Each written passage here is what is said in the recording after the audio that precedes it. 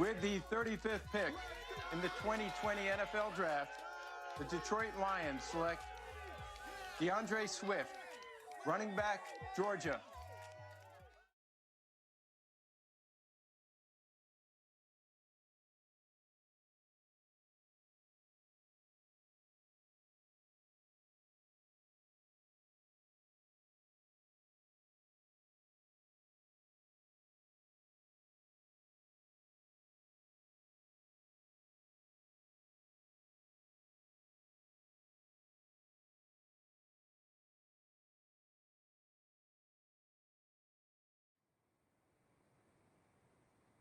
That was the Lions' second round pick, DeAndre Swift out of Georgia. You saw the commissioner make the announcement. You saw Bob Quinn make the call, and you saw him react in his dad's gym alongside his family. Hello and welcome back into the Lions virtual draft party presented by Miller Lite. I'm your host, Tori Petry. We are going to get into breaking down that second round pick. So we are bringing in the best to break it down.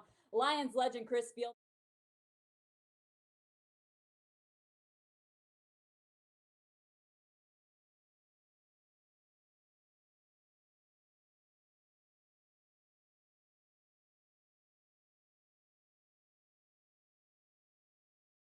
Looks like we're having a little bit of audio trouble. Oh, there you go. Here. Now I got you. There we go. Okay, now we're back. Right. Chris, same question. What do you think of the Lions taking a running back in the second round? Well, I understand the pick. I probably would have went with the defensive lineman Gross Medor.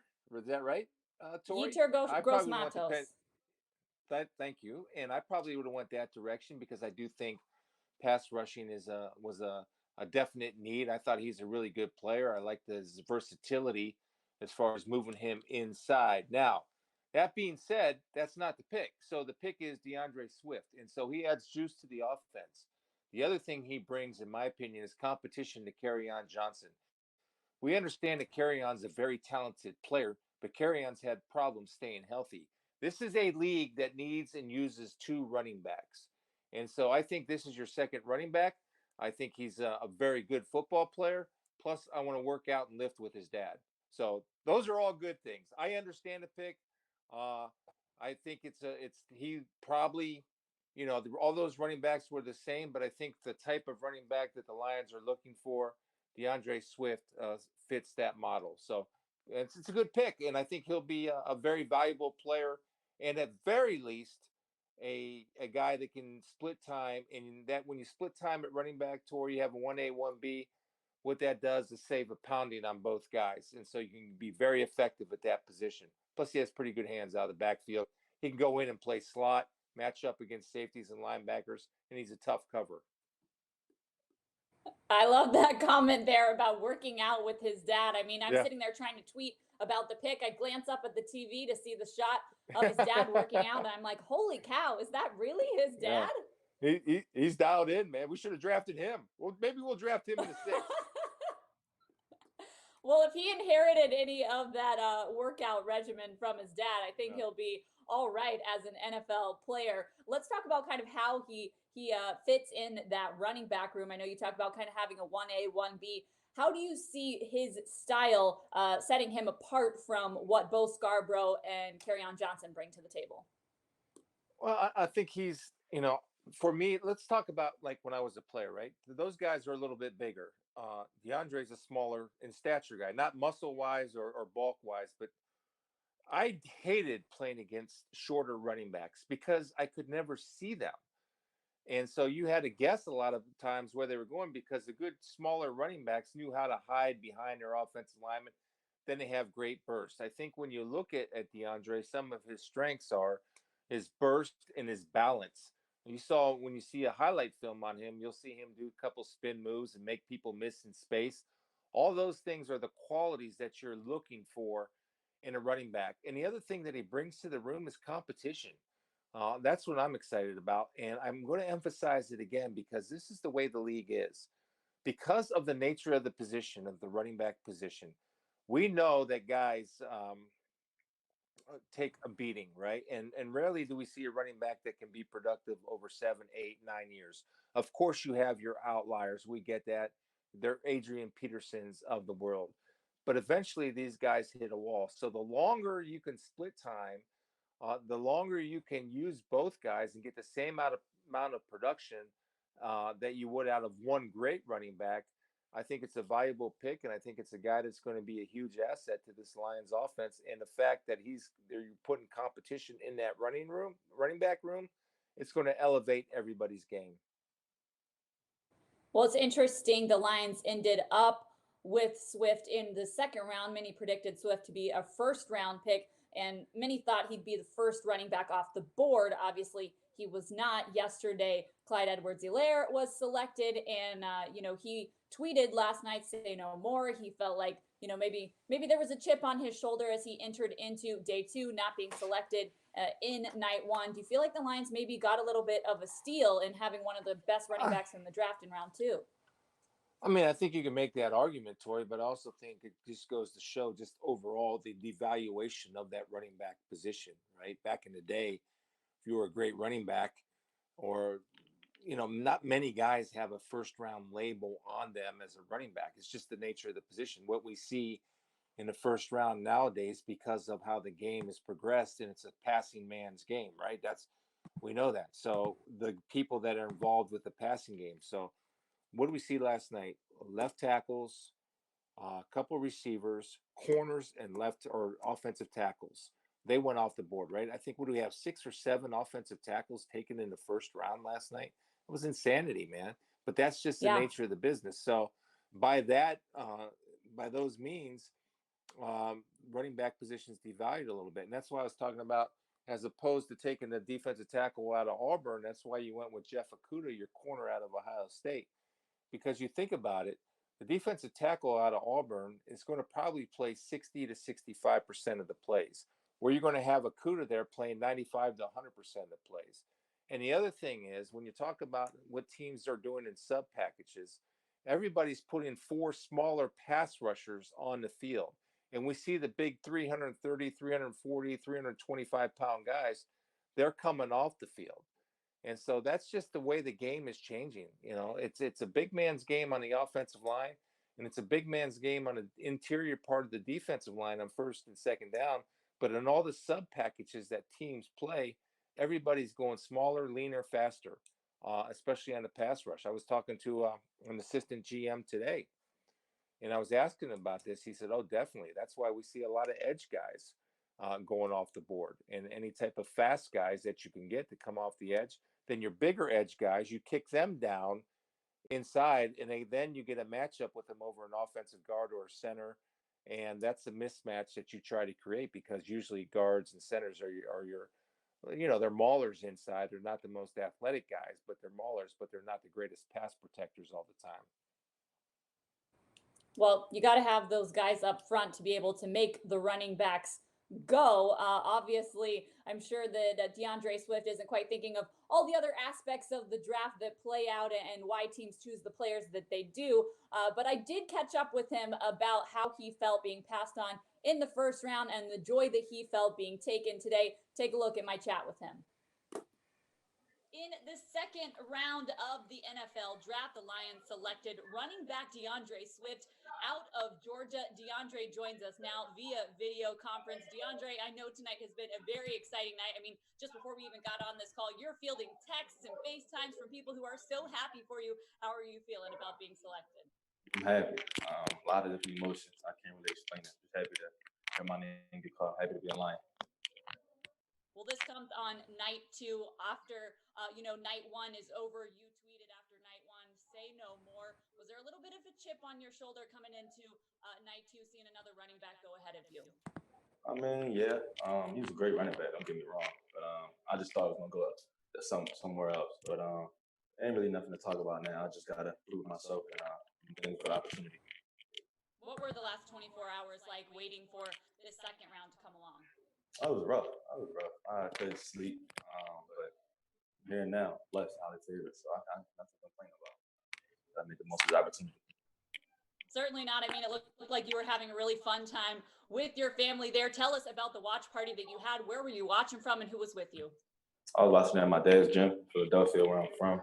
All my close friends and family was here with me. So happy to have him here with me. Yeah, I love the superhero painting there on the wall. Clearly, you said that's from your dad's gym. And then on TV after the pick, they showed a video of your dad working out. I mean, man, if that's where your lineage is from, I think you're pretty set there. A lot of people probably are impressed with your dad's workout skills there. But they are as they should be. I love it. I love it. That was a crazy clip to watch after this draft as we are getting to know you guys. Help us get to know you on the field. What is the best part of your game that you feel like you're bringing to the Lions? The versatility, being able to do whatever the coach asked me to do. I'm the new guy in there, so I'm just going in there to meet the whole team and just compete for whatever role they think is best fit for me. I'm just going to be an asset to help the team. For people who haven't had the privilege of watching your game tape at Georgia, describe what kind of running back you are. Versatile, like I said, could do various amount of things. God bless me with a lot of ability. Run inside, outside, catch the ball out of the backfield, line up in the slot sometimes, and get on linebackers, create mismatches like that. So whatever coaches see fit for me, I'll be able to do. All right, you are joining a running back room that has quite a few SEC running backs in it already. Kerryon Johnson out of Auburn, Bo Scarborough out of Alabama. Kerryon tweeted at you tonight. He said, "Welcome, happy to have that dead leg move a part of the running back room." What do you know about those two guys? I know a lot about them guys. Got to see them play firsthand. Great running back, great running back. Like I said, I'm going there just to meet them, to get a better relationship with them first and foremost, and then, like I said, just compete for whatever role that they have for me. What do you feel like it's going to be like starting to join a team virtually, not being able to quite be there yet in person? Obviously, we hope that happens soon, but what do you expect that virtual process to be like? Different. Like nobody ever been through nothing like this before, so we all going through it at the same time. So it is what it is at this point. Got to make it happen some way. All right, DeAndre, we are looking forward to seeing you get to work once that finally comes around here in Detroit. Congratulations on being selected in the NFL draft. Thank you. I love it. It is so much fun getting to know those guys and getting to share in their joy and finally making their NFL dreams come true. You know, another Lion who had his NFL dreams come true in the draft is Frank Ragnow, and he had a little bit of a message for DeAndre tonight. Hey DeAndre, it's Frank Ragnow, center for the Detroit Lions. First off, congratulations on getting picked in the NFL. Second off, congrats on being picked to the Detroit Lions, baby. Welcome to the squad. Happy to be a teammate, man. Enjoy the night with your family. Congratulations. I'm excited to get to work and get running the ball, buddy. Enjoy the night. I love it. So much fun. Let's hop back into our conversation with Lions legend Chris Spielman, breaking down this draft pick. Chris, Frank Ragnow is going to be up front blocking for him. What do you think of the offensive line they have in front of him, making that run game go under Darrell Bevell?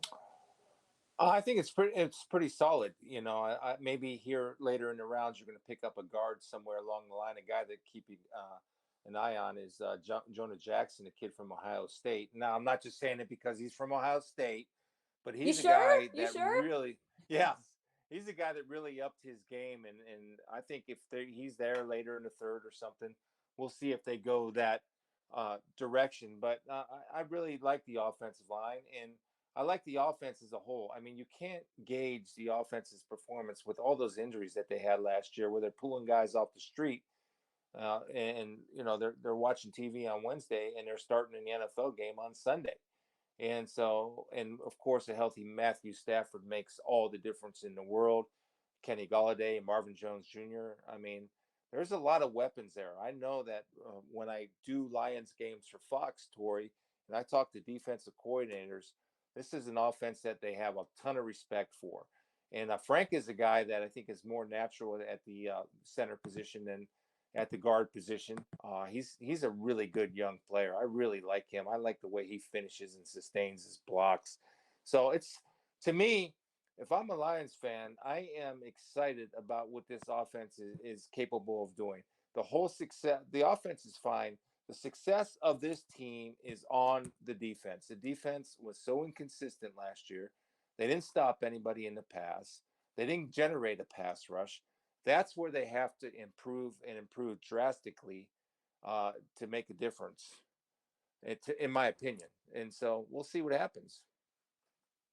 Well, I think that's the perfect transition to start talking about what comes next after this. We are on about pick 61 right here. The Lions pick next at pick 67. I got the TV over the computer screen, kind of keeping an eye on that, seeing what happens as we are live here. We're staying updated on everything that happens just in case anything surprising comes about while we are still on the air here. But Chris, let's hear it from you. What do you think the Lions should do with those 2 third-round picks that they have? I got to go line. I really do. I got to go defensive line, offensive line to create some depth. Remember, I think there's a lot of depth at defensive tackle this year. I don't know how much explosive edge rushers are left, Tori, but I think if I can go interior defensive line, I create depth and I create competition. As remember what I said earlier in our chat here is that the defensive line position is rotational. And a lot of times you get guys in there that are diamonds in the rough, and you can get them later in the draft, and they end up being very functional. At least to me, I think that's where I would look. But I definitely think that line and on either side needs to be addressed. And plus, it provides depth. I mean, you know as well as I do, offensive linemen, for an offensive line to finish the year healthy is rare. It's very rare. There's always different line combinations. So if you can add some depth and good quality depth, I look for them to go guard. I have no idea because I was right on the first round pick. I was wrong on the second round pick. But if I'm going to really nail it down, instead of saying offensive line, I'm going to say I look for them to go a guard here. Eventually, somewhere in the third, they got to go a guard. Yeah, I could definitely see that as well. Another option is that they do have those 2 third-round picks. Maybe here in a little bit, I don't have any inside information or anything, but maybe we see them package those 2 picks together. We talked a lot about them trading down in the first round. Maybe we see some trades here in the third. Do you think that's a possibility? I think anything's a possibility. This is where the draft gets interesting, and this is where guys like Yeah. Bob Quinn and Rick Spielman and Ryan Pace and all those other guys. That's where they make their money. I mean, it's like we can all agree that Jeff Okudah is a great player, right? We can all agree that Joe Burrow had the greatest college season in the history of college quarterbacks. Pretty good chance he's going to be a great player. So we all Chase Young, yeah, he can rush the passer. That's easy. This is where guys have to identify who they want, what type of player they want, how quickly can they fit into their system. Now, remember, Bob Quinn, I think this was an interview that you did, Tori, or that you've asked him this question. It's the type of question you would ask if you didn't, but I know you would if you could, that because of the situation and because NFL teams are losing OTAs this year, it's going to hurt some of your later round draft picks on how they develop. It's just that's the way it's going to be. And so you got to be really dead on these middle round picks, especially third, fourth round, where you can potentially get a starter.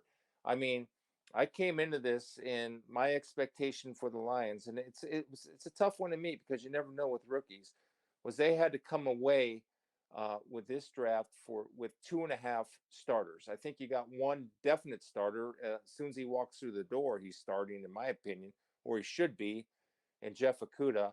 And of course, DeAndre, just by the nature of the position, he's going to get a lot of snaps, but he's going to probably share a little bit with Kerryon Johnson. So there's your half. If they can get one more starter here out of the third round, then I think the Lions will get an A in this draft, in my opinion. Well, I just like hearing that you actually do watch my videos there, Chris. Thank you for that. I appreciate that. And also, reminder, well, I watched your Kenny woman's. Galladay was I a watched your. third-round pick. Oh, that's right. And I watched your women's football video, and I'm surprised the Lions didn't draft you. But we got to work on your tackling a little Yeah. bit. You stopped your feet on contact. It was very frustrating for me to watch.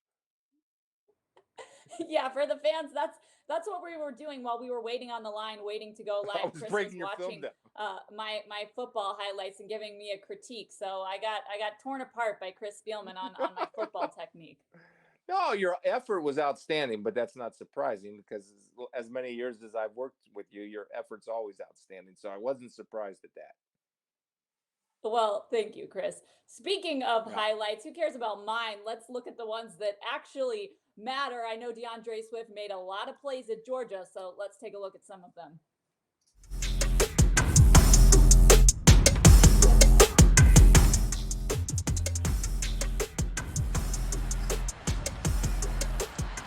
Swift with some real estate. There goes DeAndre Swift. Touchdown, Dogs.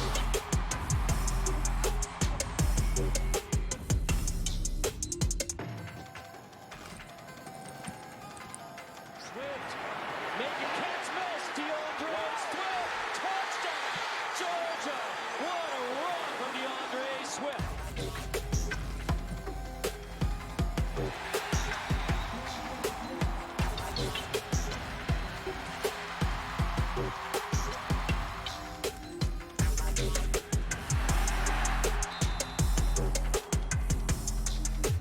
Exciting time for cities throughout the country. Detroit fans never failed to show their determination and their resilience, and we need it now more than ever. But before next season, we as an NFL family have an opportunity to help those who've been impacted by the COVID-19 pandemic. We're calling on you to make a difference this draft. Please join me, my teammates, and NFL fans across the country in an NFL Draft-a-thon. Please join the Detroit Lions in supporting Feeding America as part of the NFL Draft-a-thon. Please join us in Feeding America. Visit NFL.com/relief.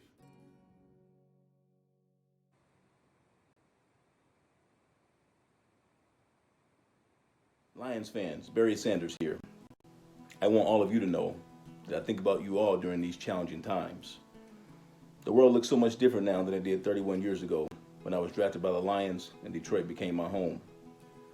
This city and our state have really been hit hard, but I know we're going to get through this. During this year's NFL Draft, the league is hosting a virtual fundraiser to benefit COVID-19 relief efforts. Players, teams, fans, communities across this country are uniting to support Draft-a-thon. And a portion of what we raise together will benefit Feeding America and hungry families right here in Michigan. I'm calling on you to help make a difference this draft. Any donation, big or small, helps.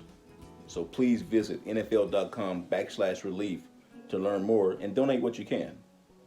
Thank you so much. Stay healthy. Go Lions.